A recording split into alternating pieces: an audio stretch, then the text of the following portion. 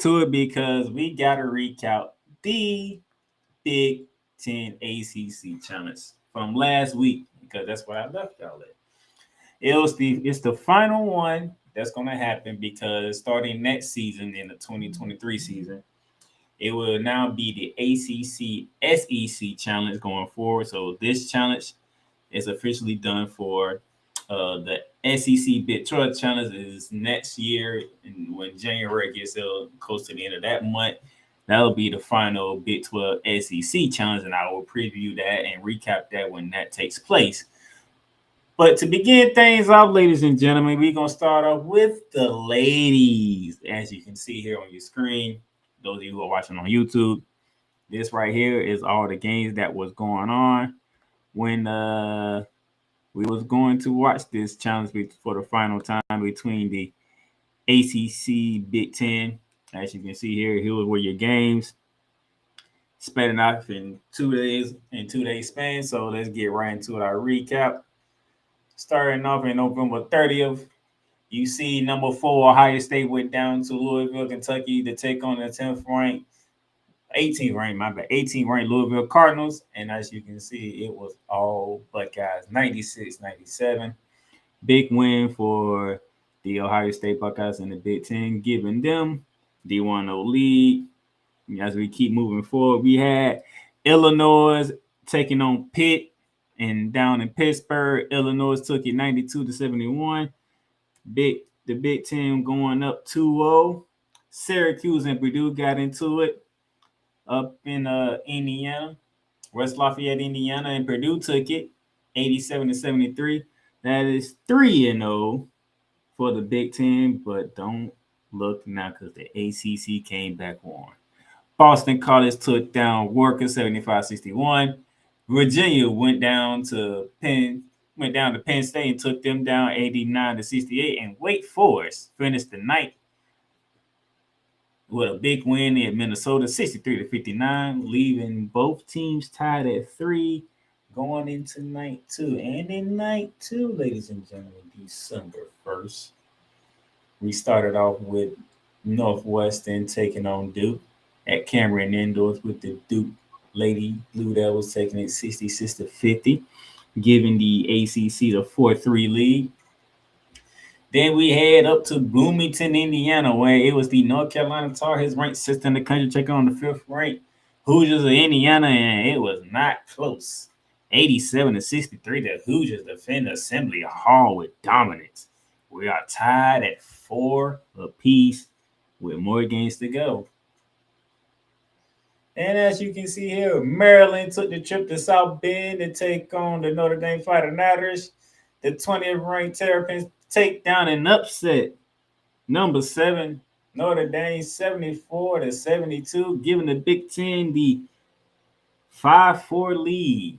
And then as we moved on, we had to head down to Blacksburg, Virginia. Virginia Tech Hokies ranked 9th in the country, hosting Nebraska, and it wasn't close. There's a reason why Virginia Tech was ranking. Nebraska's not 85-54. We're tied at 5 apiece with 4 games to go. By the way, the goal for the ACC Big Ten Challenge, they played 14 games.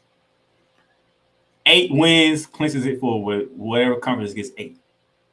So we at 5 apiece with 4 games to go.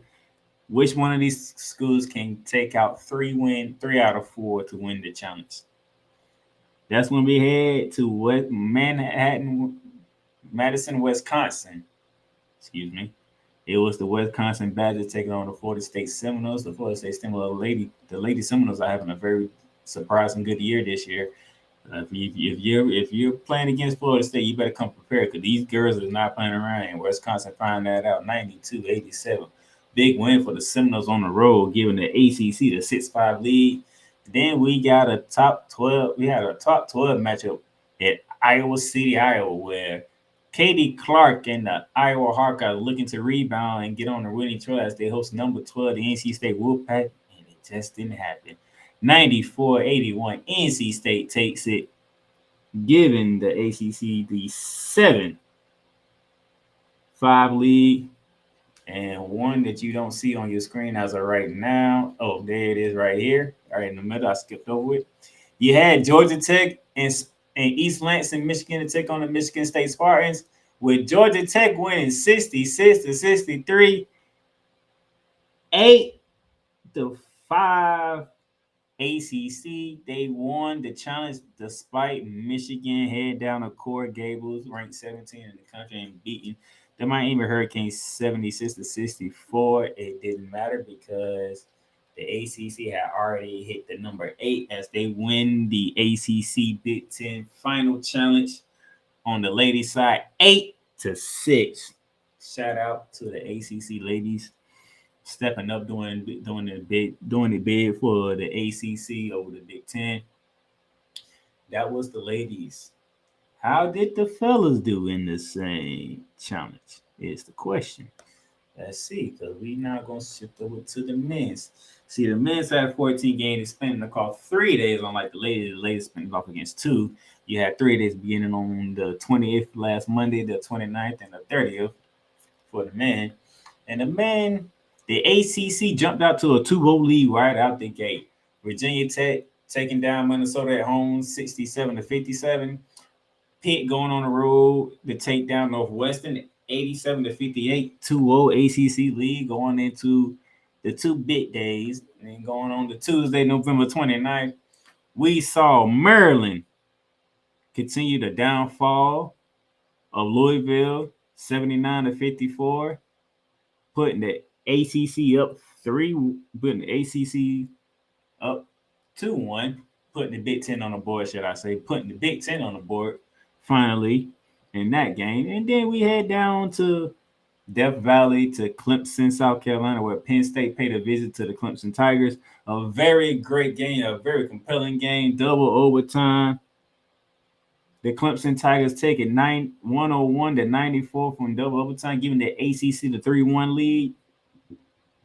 But the Big Ten would not go down quietly as Syracuse was at 16 ranked Illinois. And shout out to the Final Illini. They won this one 73-44, slicing the ACC lead down to 3-2. And then the Iowa Hawkeyes taking down the Georgia Tech Yellow Jackets 81-65 to knot it all up to 3 with 2 games to go. And in those 2 games to go, you see Wake Forest. They was in Madison, Wisconsin to take on the Wisconsin Badgers in a very tightly contested game. Wake Forest edges out Wisconsin 78-75, giving the ACC the 4-3 lead. And the final game of Tuesday night was number 3, the Virginia Cavaliers in Ann Arbor to take on the Michigan Wolverines. Michigan had a double-digit lead at halftime, and they watched it evaporate before their eyes as Virginia, the UVA, comes back to win 70-68 in Ann Arbor, Michigan, giving the ACC the 5-3 lead going into the final night of Wednesday, November 30th. They just need 3 wins to clinch the challenge. And as we go to the 30th, we begin in Coral Gables with the Miami Hurricanes hosting the Rutgers Scarlet Knights. Close game. Miami Hurricanes take it 68-61, giving the ACC the 6-3 lead. They are 2 away. And then from Coral Gables up by 4 to Tallahassee, Florida, when the Florida State Seminoles, having a disappointing season thus far, was hosting 5th-ranked Purdue Boilermakers, and Purdue was in control from start to finish, 79-69. Putting the Big Ten to number 4, to the ACC 6. But then you had a top 25 showdown at Cameron Indoors between the 25th ranked Buckeyes of Ohio State at 17 ranked Duke. A hard fought game back and forth. Duke finally took control and was able to hold on for an 81-72 win, giving the ACC a 7-4 lead. They just needed one more win. It didn't come at Nebraska because Nebraska took care of Boston College 88-67. It's a 7-5 lead now. And then it all ended at South Bend when the Notre Dame Fighting Irish hosted 20th ranked Michigan State Spartans.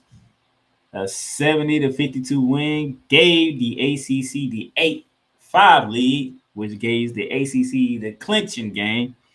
But there was one more game left, another a top 20 showdown in Bloomington, Indiana Assembly Hall when the men of the North Carolina Tar Heels took the visit to the men of the Indiana Hoosiers. And just like the Lady Hoosiers did to the Lady Tar Heels, the men did the same thing. The men Hoosiers did the same thing to the men Tar Heels. 77-65, with the final rankings being 8-6 in favor of the ACC over the Big Ten. Shout out to the ACC for winning both the men's and the women's challenge this year, the final one, as I said earlier. But there is a team on both sides. There's one team in the Big Ten that's getting a heat check, and there's a team in the ACC who's getting a flagrant foul. So